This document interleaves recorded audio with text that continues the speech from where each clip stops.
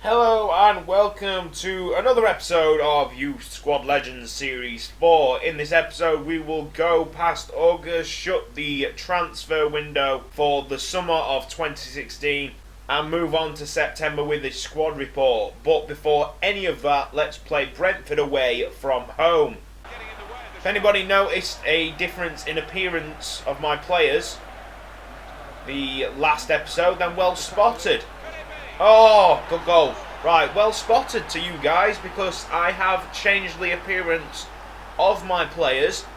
I've untucked some shirts, I've put some nice little sweatbands on, got long sleeves on some of my players, like Ronald Chavez, as you can see in the foreground right there.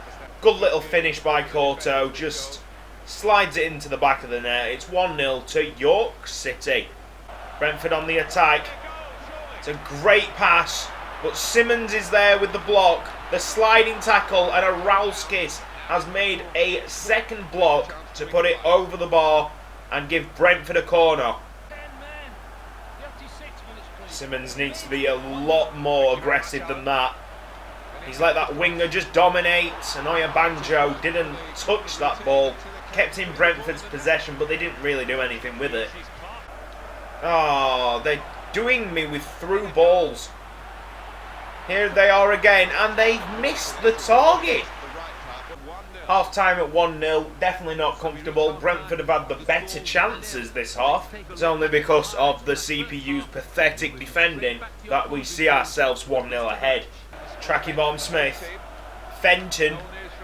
It's a little shimmy right there. Good play by Fenton. Here's Puri. Oh, why the fuck did you just fall over?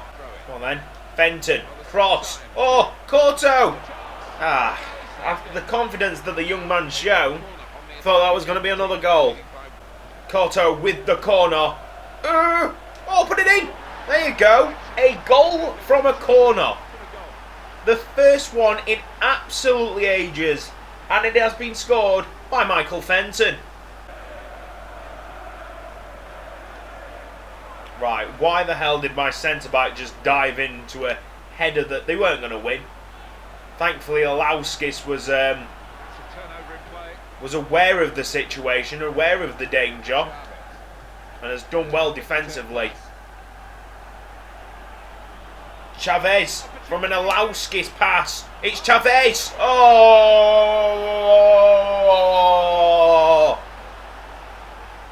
Get in, lads. The score now reads 3-0.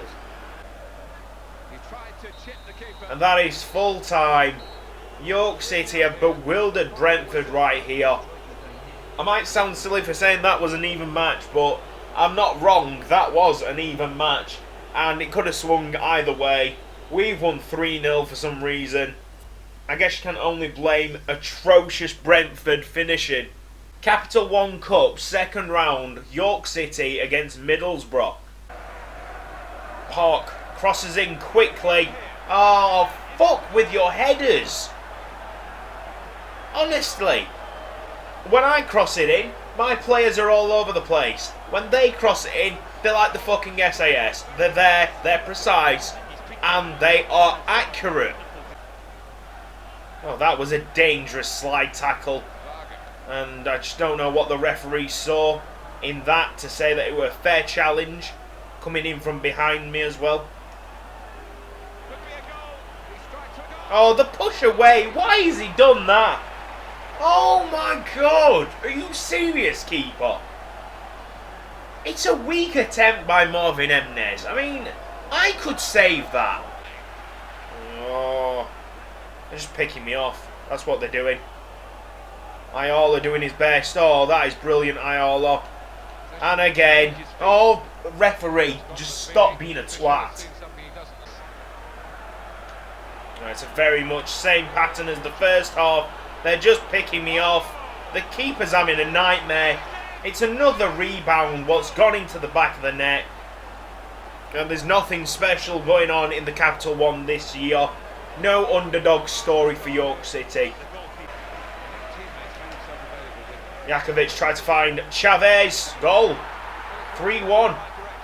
Well, stranger things have happened. Can there be a comeback? A sensational comeback. Ayala. Give it to Cresswell.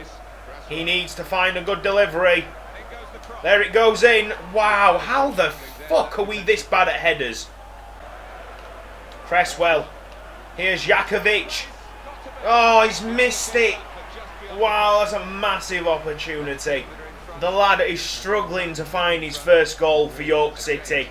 And he's not going to get any better opportunity than that. Azevedo. Jakovic. Fake shot. Yes! Oh, wow. Much better showing by Jakovic there. Still no goal. The 1 minute of added time is up and we are out of the Capital One Cup. Compared to the scenes of last year, this is a big disappointment. The goalkeeper hasn't covered himself in any glory this game. In the league, you might be able to save some very important chances, but we've just come against very tough opposition in Middlesbrough, and he just crumbled. It's transfer deadline day. Is there going to be any sensational moves before this window shuts? There's a transfer offer here for Ashley Chambers, who has just returned from injury. Only yesterday. We were looking to get this guy out of the club, but it will only be for the valuation of the player. Blackburn Rovers have decided to match the asking price of £525,000 for Ashley Chambers. Player sold.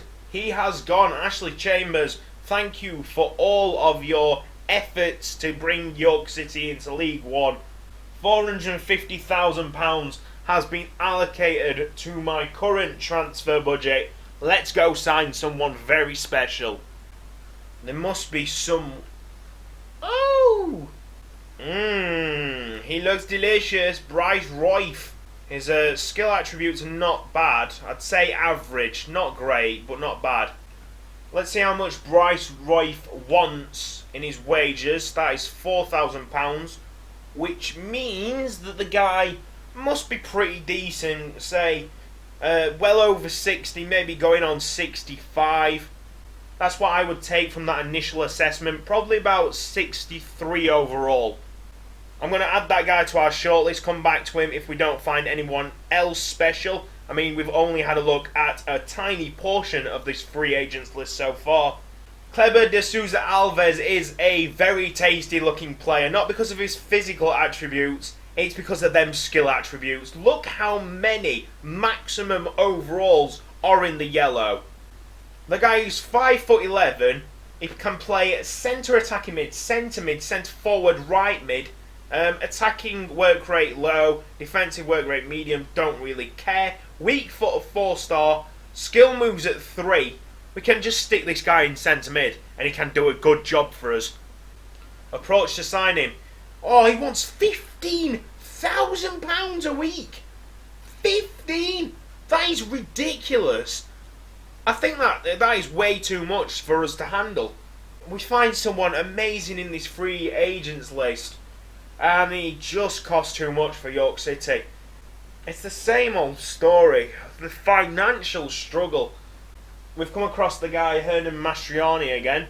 I ruled this guy out because he's 5'9", but you guys really wanted him at the club, and it's plain to see he's a lot better than our strikers right now. And now I'm coming in with a different philosophy. I cannot win a single header on the game, so why don't I play with smaller strikers and just outpace the centre-backs? Hernan Mastriani would cost £6,000 per week. That is actually very affordable. Central defensive midfielder Leonardo Victorino next. Good physical attributes. His short pass is 72 to 82. He is 5'10", with a high attacking work rate, medium defensive, 5-star weak foot and 2-star skill moves. The lad is only 19 years old and he would be willing to sign for just £4,000 per week. So let's change the budget allocation and keep a bit in the transfer kitty. Says that we have £11,000 wage budget. Obviously I cannot spend all of that because we are awaiting news on the scout reports.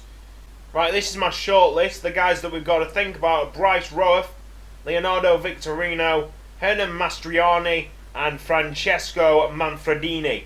The best way of deciding who is coming into this club is by judging how much of an impact they will have on the team. So straight away we will sign Bryce Roeth because he will be another right back for the squad. We only have one capable right back at the moment in Oyabanjo. £4,000, 5 years, important first team player. So it is between Leonardo Victorino, Hernan Mastriani and Francesco Manfredini. Centre mid we've got a lot of. Left wingers we've got a lot of. Strikers we've got a lot of.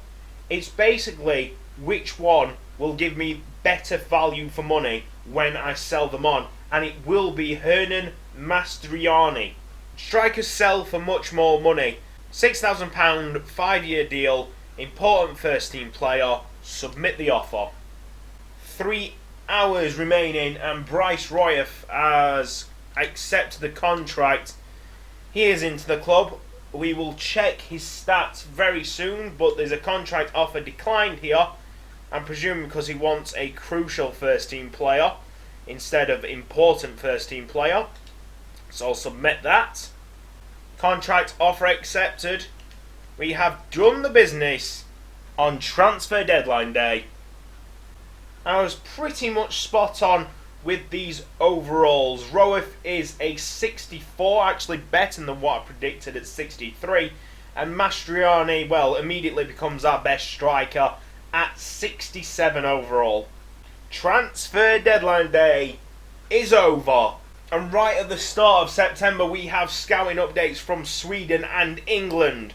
The English scout has come back with someone pretty decent. We've got Durrell Mellor here. Overall of 42 to 56, potential of 66 to 90. And surprise, surprise, he is a small striker, only standing at 5'3". That was literally the only good player in both scouting reports.